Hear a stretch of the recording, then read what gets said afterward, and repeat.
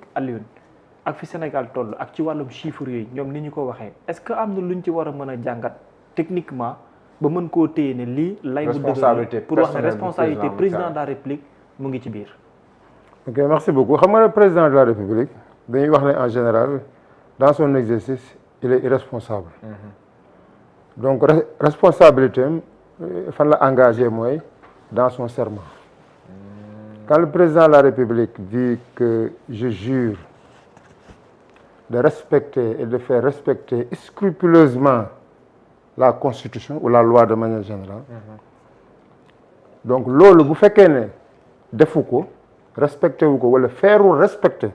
Parce que respecter et faire respecter. Ici on est devant une loi de finances. Donc une loi de finances boo xam ne c'est le président de la République donc il est adopté en conseil des ministres. Il est ratifié aussi par le président de la République. Application loi xam nga dañ ne je jure de respecter et de faire respecter. Donc exécution loi de finances bi su fekkee ne dafa am ay acteurs yu ko outrepassé c'est comme si le président de la République n'a pas fait respecter la loi. te lan moo tax fii ñu mën ko mettre en évidence mooy gestion finance publique dafa am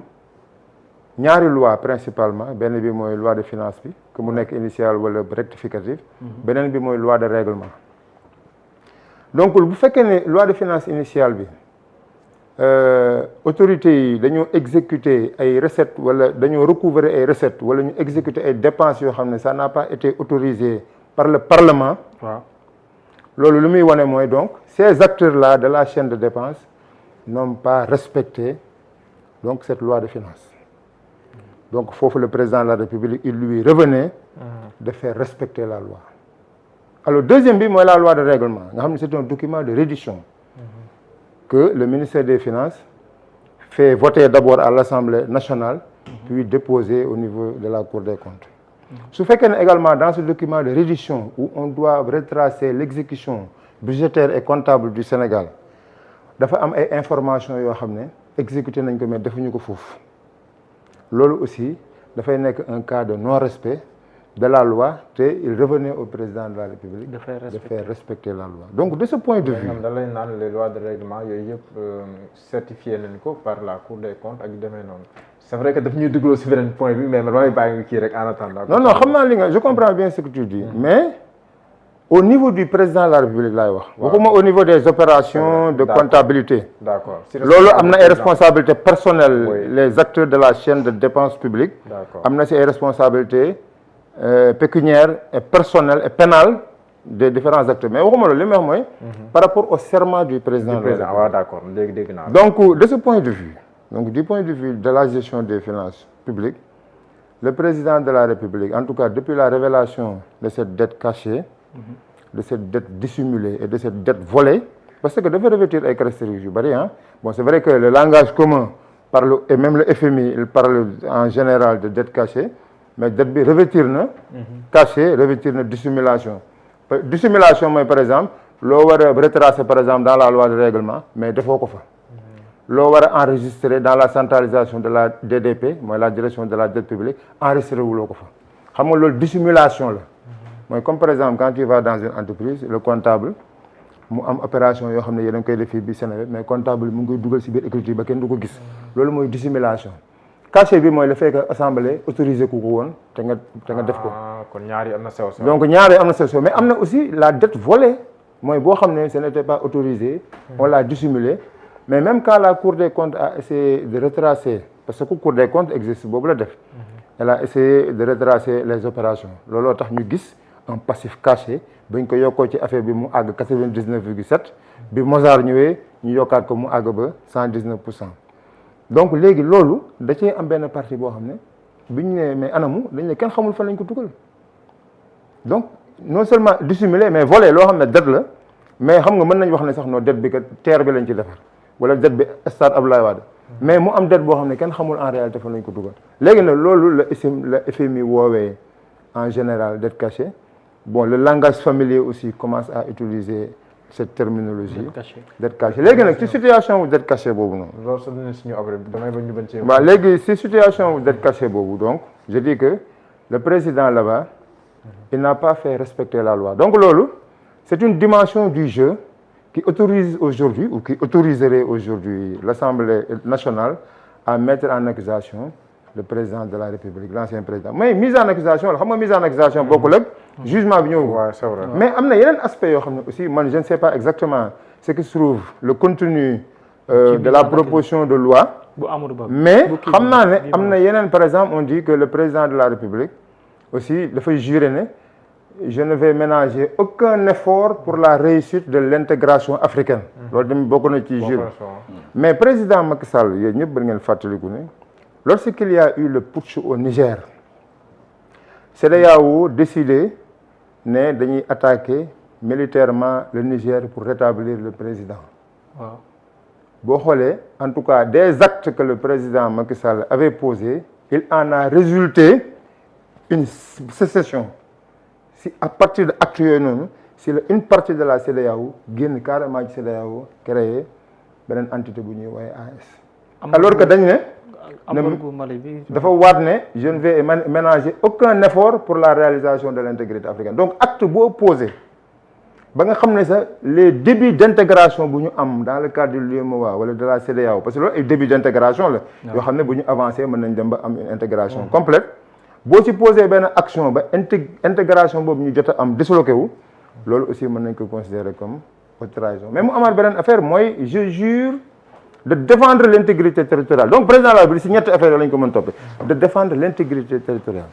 sama sëriñ wax na léegi affaire intégration territoriale am na sax ay questions yoo xam ne dafa sensible peut-être du ma ko mën a aborder parce que amoon na benn instant boo xam ne y avait une partie du Sénégal qui était en réalité déconnectée amatul woon continuité territoriale boo leen fàttalikoo en 2023 am na une longue période boo xam ne nii du point de vue en tout cas des moyens de communication terrestres et même aériennes donc on était dans la mais en tout cas on était dans la discontinuité territoriale alors que le président de la République jure donc de respecter, de faire respecter et de défendre l'intégrité territoriale. Mais intégrité territoriale aussi, le territoire comprend les hommes. Les hommes de 2021 à 2023, ñu ngi leen di rey, ñu di disparaître, ñu leen di torturer, te président Macky Sall défendre wu leen. Parce que léegi dégg naa léegi en posant la question à Serigne Cheikh, nga ne ko président Macky Sall nee na moom action yi mu doon def ay action de défense de l'intégrité territoriale la moom loolu la waxoon. Déjà xam nga li man cas bi ma cité nii rek par rapport à une partie du Sénégal wane na ne défendre woon intégrité nit ñi en tout cas. boo xoolee rey yi ni mu doon demee te jëloon benn acte xam nga rey sax mën na am mais nga jël justice poser ay action pour ñu situer responsabilité jàpp nit ñi benn acte posé wuñ ko te ñëpp xam nañ ne donc le maître des poursuites.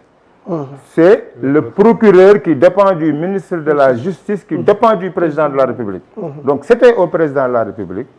donc pour défendre l'intégrité territoriale et défendre les personnes, de demander le déclenchement de l'action publique par rapport à ces faits qui se sont donc déroulés. Donc, de ces trois points de vue, tey autorités, les nouvelles autorités, am nañu ay droit pour mettre en accusation le président de la République, l'ancien président. Léegi nag bu posé nga aussi léegi benn question mooy que au lieu muy nekk une action individuelle de Guy mu nekk une action waaw wala muy nekk bon une proposition de loi de Ayib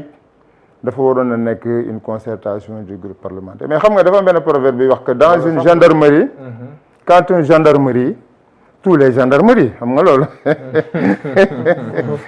c'est-à-dire que groupe parlementaire passif, c'est-à-dire action Guy Marius Sagna dans ce sens, action Ayib Daffé dans ce sens, mën na nekk la résultante de concertation hors assemblée parce que xam nga bu leen fàttali ñoo bokk parti politique. Donc mën na nekk la résultante de concertation et de discussion hors institution. te su boobaa mooy li ma la wax rek quand un gendarmerie tous les gendarmeries donc mooy li dal. Donc sama honorable député yi donc Cheikh Thioro wax na ko nee na bu affaire bi ñëwee assemblée nationale ils ont la majorité donc fondamentalement après donc dañuy voter affaire bi. léegi nag am na loo xam ne vraiment war nañ ko si yokk waaw yokk si li si yokk. am na lu ñu si mën a yokk nag loo xam ne vraiment de façon très neutre mooy gis nañu bon ñaari affaire la benn bi mooy on a vu des présidents de la République yoo xam ne mettre na leen en accusation par exemple boo fàttali ko au Kenya Uhuru Kenyatta mettre nañ ko en accusation je pense bien que foofu c'était pour des crimes contre l'humanité boo xoolee fii tout près en Mauritanie le président Ould Aziz mettre nañ ko en accusation ba inculpé ko ba jugé ko ba tëj ko tout ça te dëkk yooyu yëpp ça bal tàkkul géej gi débordé wul donc affaire yi mi ngi continuer normalement donc loolu mooy la première chose beneen remarque boo xam ne neutre également mais qui mérite d'être souligné mooy que gis nañu ay dëkk yoo xam ne population yi daj nañu gën a métti li ñu dajoon Sénégal je veux citer l'Afrique du Sud avec l'apartheid nit ñi daj nañu en termes de répression en termes de tuerie en termes de discrimination économique nit ñi foofu lu nekk daj nañ ko te pourtant l'autorité suprême parce que dafa am loo xam ne aussi si autorité suprême bi lay dépendre doo topp rek nit ñi ak seen mer ak seen kii rek te doo xalaat état boo ko yoree da ngay jël recul si yenn décision yi gis nañu dëkk yoo xam ne am na ay problèmes yu gën a garaaw li fi xew diggante 2021 ak 2023 te pourtant président boobu dafa jël une décision de apaiser léegi nag autorités yi man waxuma nañu apaiser de waxuma nañ topp waxuma dara mais en tout cas je fais remarquer cet état de fait pour que suñu haute autorités yi aussi en tout cas dans les décisions qu'ils vont prendre dans les prochains jours parce que on est dans un lu ñuy wax théorie des jeux on est dans un jeu d'acteurs le jeu des acteurs des objectifs et des rapports de force loolu sama spécialité la nga xam ne Macky Sall mi ngi nekk bitim réew il fait du bruit là-bas bruit boo xam ne moom xam ne bruit bi objectif yi mu si am te Macky Sall ku ko xam wala ku ko yàgg a pratiquer di nga xam ne c'est un homme qui est opérationnellement méthodique action yu muy teg rek xam ne bu tegee bi mu siy teg pour atteindre un objectif donné te le président de la République du Sénégal et les autorités ils sont bien informés xam nañ li muy def ñoom itamit bu fekkee ne yow sa adversaire mi ngi teg ay action dans le sens de peut-être saboter la parce que man gis naa action bu Macky Sall teg boo xam ne c'est du sabotage sa présence par exemple à New York loolu c'était du sabotage par exemple si assemblée générale des Nations Unies bi sa présence rek aux États-Unis waxuma sax à New York ça c'était carrément quand tu le lis en tout cas du point de vue de la stratégie c'est du sabotage donc bu fekkee ne kii mi ngi teg ay action keneen ki tamit ku nekk nag instrument yi nga yor à ta portée yooyu nga utiliser mais en tout état de causal autorités yi action yooyu bu ñu koy poser nañ ko def avec la sérénité dëgg la nag moom les jeunes moom ñoom bu si ça ne dépendait que d'eux moom dugg nañ tey Marrakech ñoo jox Macky Sall avion mu jénn kon est-ce que du paradoxe kooku nag nga xam ne yaa ko jox avion mu jénn mu taaru quelques mois après nga ñëw nañu waaj dama koy jàpp ndax li mu fi defoon waaw non en tout cas bu doon Macky Sall du ko def c'est-à-dire Macky Sall expérience mu am ci état ak moom ni muy doxale mais ñii bul fàtte ne aussi ñii bon ñoom dañoo dig Sénégalais yi ne ñoom dañoo juste dañoo transparent même bu ñu amee doole jàpp nit ba lañ koo jàpp dañ koy teg fukki le président sa Bassirou wax na ko benn jour bi ko gars yi di ko kii dane jàpp c'est vrai mais bala ngaa jàpp ni il faut nga am loo ko mën a jàppee donc à l'époque où le président sortait fraîchement du pouvoir est-ce que à l'époque il y avait quelque chose sur la table loo xam ne mënoon nañ ko defal